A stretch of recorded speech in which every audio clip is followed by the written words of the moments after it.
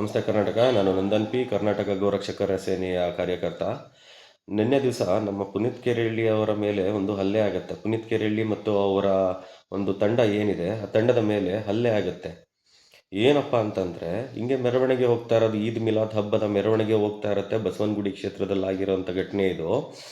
ನಿನ್ನೆ ದಿವಸ ಅಲ್ಲಿ ಅವ್ರ ಆಫೀಸ್ ಮುಂದೆ ಬಂದು ಪುನೀತ್ ಕೆರೆಹಳ್ಳಿ ಅವರಿಗೆ ಕೆಟ್ಟದಾಗಿ ಬೈದು ಪ್ಲಸ್ ಯಾವ್ದ್ಯಾವುದೋ ಘೋಷಣೆಗಳನ್ನೆಲ್ಲ ಹಾಕಿ ಗಲಾಟೆ ಎಬ್ಬಿಸಿದಂಥವರು ಈದ್ ಮಿಲಾದ್ದಲ್ಲಿ ಮೆರವಣಿಗೆ ಹೋಗ್ತಾ ಇದ್ದಂಥ ವ್ಯಕ್ತಿಗಳು.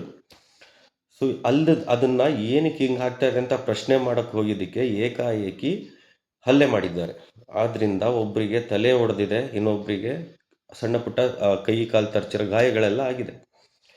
ಇದು ಇವಾಗ ನಾವು ಹಿಂದೂಗಳು ಒಂದು ಗಣೇಶ ಕೂರಿಸ್ಬೇಕಾದ್ರಾಗಲಿ ಅಥವಾ ಅಣ್ಣಮ್ಮ ತಾಯಿನ ಕೂರಿಸ್ಬೇಕಾದ್ರಾಗಲಿ 1000 ಪರ್ಮಿಷನ್ಸ್ ತೊಗೋತೀರಾ, 1000 ಕ್ವಶನ್ಸ್ಗಳು ಕೇಳ್ತೀರಾ. ನಮಗೆ ಒಂದು ಪರ್ಮಿಷನ್ ತೊಗೋಬೇಕು ಅಂದರೆ ಸ್ಟೇಷನ್ಗೂ ದಿನಕ್ಕೆಲ್ಲ ವಾರಗಟ್ಟಲೆ ಅಲಿಬೇಕು ನಾವು. ಈ ಥರ ಹಿಂಗೆ ಗಣೇಶ ಕೂರಿಸ್ತಾ ಇದ್ದೀವಿ, ಅಣ್ಣಮ್ಮ ತಾಯಿನ ಕರೆಸ್ತಾ ಇದ್ದೀವಿ, ಅದಕ್ಕೆ ಪರ್ಮಿಷನ್ ಕೊಡಿ ಅಂತ ಹೇಳ್ಬಿಟ್ಟು.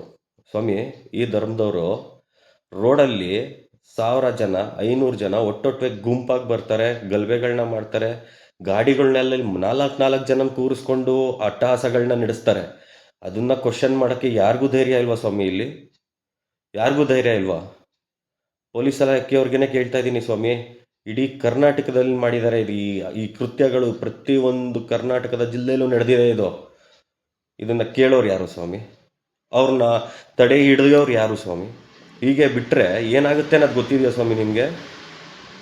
ಅಲ್ಲೆಲ್ಲೋ ಚಿಕ್ಕಮಂಗ್ಳೂರು ಕೂತ್ಕೊಂಡು ಪಾಕಿಸ್ತಾನ ಹಾಡನ್ನ ಹಾಕ್ತಾರೆ, ಇಲ್ಲಿ ಬಂದು ಹಿಂದೂ ಕಾರ್ಯಕರ್ತರ ಮೇಲೆ ಹಲ್ಲೆ ಮಾಡ್ತಾರೆ. ನಮ್ಮ ಹಿಂದೂಗಳಿಗೆ ಎಲ್ಲಿದೆ ಸ್ವಾಮಿ ಹೇಳಿ?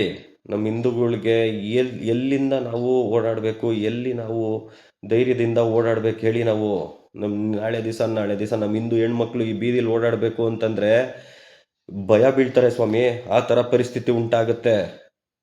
ನೀವು ಯಾಕೆ ಇದನ್ನೆಲ್ಲ ತಡೆ ಇಡ್ತಾ ಇಲ್ಲ? ನಮ್ಮ ರಾಜ್ಯ ಸರ್ಕಾರ ಮತ್ತು ಪೊಲೀಸ್ ಇಲಾಖೆ ಇದನ್ನೆಲ್ಲ ಯಾಕೆ ನೀವು ಪ್ರಶ್ನಿಸ್ತಾ ಇಲ್ಲ? ಪ್ರಶ್ನಿಸಲಿಕ್ಕೆ ಹೋದಂಥ ಹಿಂದೂ ಕಾರ್ಯಕರ್ತನ ಹಿಡಿದು ಒಳಗಾಗ್ತೀರಾ? ಇದೇನಾ ನ್ಯಾಯ? ಯಾಕೆ ಸ್ವಾಮಿ ಈ ಥರ ದೌರ್ಜನ್ಯಗಳು ಮಾಡ್ತಾ ಇದ್ದೀರಾ? ರೂಲ್ಸ್ ಆ್ಯಂಡ್ ರೆಗ್ಯುಲೇಷನ್ಸ್ ಬರೀ ಹಿಂದೂಗಳಿಗೆ ಮಾತ್ರ ಅಂತ ಏನಾದರೂ ಇದೆಯಾ ಸ್ವಾಮಿ? ಬೇರೆ ಯಾವ ಧರ್ಮದವ್ರಿಗೂ ರೂಲ್ಸ್ ಆ್ಯಂಡ್ ರೆಗ್ಯುಲೇಷನ್ಸ್ ಇಲ್ಲ ಅಂತ ಏನಾದರೂ ಇದೆಯಾ? ಅವ್ರು ಯಾವುದು ಪಾಲನೆ ಮಾಡಂಗೆ ಇಲ್ವಾ? ಬರೀ ಹಿಂದೂಗಳು ಮಾತ್ರ ಇಲ್ಲಿ ರೂಲ್ಸ್ ಆ್ಯಂಡ್ ರೆಗ್ಯುಲೇಷನ್ಸ್ನ ಪಾಲನೆ ಮಾಡಬೇಕಾ? ನಿಮ್ಮನ್ನು ನೇರವಾಗಿ ಕೇಳ್ತಾ ಇದ್ದೀವಿ ಸ್ವಾಮಿ, ದಯವಿಟ್ಟು ಇದಕ್ಕೆ ನೀವು ಉತ್ತರ ಕೊಡಲೇಬೇಕು. ರಾಜ್ಯ ಸರ್ಕಾರ ಆಗಲಿ, ಪೊಲೀಸ್ ಇಲಾಖೆ ಆಗಲಿ, ಇದಕ್ಕೆ ನೀವು ಉತ್ತರ ಕೊಡಲೇಬೇಕು. ಇಲ್ಲ ಅದಂದಲ್ಲಿ ಮುಂದಿನ ದಿನಗಳಲ್ಲಿ ಎಲ್ಲ ಹಿಂದೂ ಪರ ಹೋರಾಟಗಾರರು ಬೀದಿಗೆ ಇಳಿದು ಪ್ರತಿಭಟನೆ ಮಾಡಬೇಕಾಗುತ್ತೆ. ನಾವೇನು ಹಿಂದೂ ಹೋರಾಟಗಾರರೆಲ್ಲ ನಿಮಗೆ ಗೂಂಡಾಗಳ ಥರ ಕಾಣ್ತೀವ ಸ್ವಾಮಿ? ನಾವು ನಮ್ಮ ಧರ್ಮನ ನಾವು ರಕ್ಷಣೆ ಮಾಡ್ಕೊಳ್ಳೋದಕ್ಕೆ ಅದಕ್ಕೆ ನೀವು ಕೊಡ್ತಾ ಇರೋಂಥ ಹೆಸರು ಗೂಂಡಾಗಿರಿನ ಸ್ವಾಮಿ? ಇಲ್ಲ ಸ್ವಾಮಿ, ಇದು ತುಂಬ ಖಂಡನೀಯವಾದಂಥ ವಿಷಯ. ದಯವಿಟ್ಟು ನಿಮಗೆ ಈ ಥರ ರಿಕ್ವೆಸ್ಟ್ ಮಾಡ್ಕೊತಾ ಇದ್ದೀವಿ ಅಂತ ನೆಗ್ಲೆಕ್ಟ್ ಮಾಡೋಕ್ಕೆ ಹೋಗಬೇಡಿ. ಇದೇ ಥರ ಮುಂದುವರಿತು ಅಂತಂದರೆ, ಇದಕ್ಕೆ ಇವಾಗ ಯಾರು ಹಲ್ಲೆಗೊಳಗಾಗಿದ್ದಾರೆ, ಅದಕ್ಕೆ ಯಾರು ಕಾರಣಕರ್ತರೋ ಅವ್ರಿಗೆ ತಕ್ಕವಾದ ಶಿಕ್ಷೆ ಆಗಿಲ್ಲ ಅಂತಂದರೆ ಮುಂದಿನ ದಿನಗಳಲ್ಲಿ ನೀವೇ ನೋಡ್ತೀರಾ ಹಿಂದೂ ಕಾರ್ಯಕರ್ತರ, ಹಿಂದೂಗಳ ತಾಕತ್ತೇನು ಅನ್ನೋದನ್ನು ನೀವು ನೋಡ್ತೀರಾ. ಅಲ್ಲಿ ಇದು ಎಚ್ಚರಿಕೆ ಅಂತಲೇ ತಗೊಳ್ಳಿ, ಪರವಾಗಿಲ್ಲ.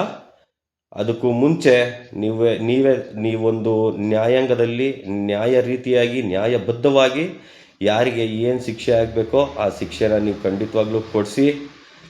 ನಮ್ಮ ಧರ್ಮಕ್ಕೂ ನೀವು ಈ ಧರ್ಮ ಆ ಧರ್ಮ ಅಂತ ಬೇರೆ ಮಾಡ್ದಿರ ಎಲ್ಲ ಧರ್ಮನೂ ಒಂದೇ ಅನ್ನೋದನ್ನು ನೀವು ತೋರಿಸ್ಕೊಡಿ ಸ್ವಾಮಿ. ನಮಸ್ತೆ.